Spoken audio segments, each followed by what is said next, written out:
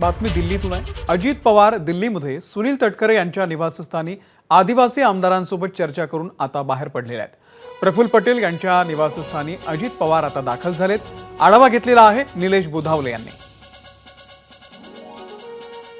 राष्ट्रवादी काँग्रेस पक्षाचे राष्ट्रीय अध्यक्ष अजित पवार सध्या सुनील तटकरे यांच्या निवासस्थानातून बाहेर पडताना पाहायला मिळत आहेत। एबीपी माझावर ही एक्सक्लुझिव्ह दृश्य आपण पाहतोय।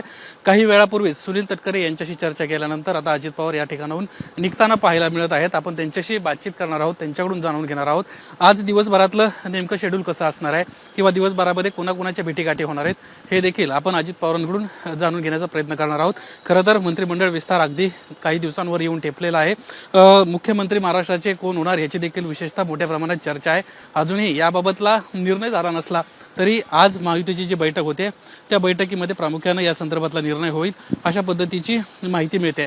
आपण अजित पवारांशीच थेट बातचीत करणार आहोत, त्यांचं म्हणणं काय आहे ते जाणून घेणार आहोत। अजित पवार काय म्हणतात ते आपण जाणून घेणार आहोत।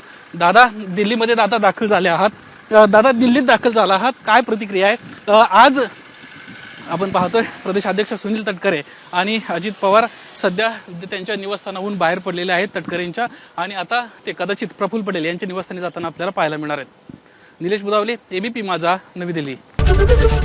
एबीपी माझा, उघडा डोळे बघा नीट।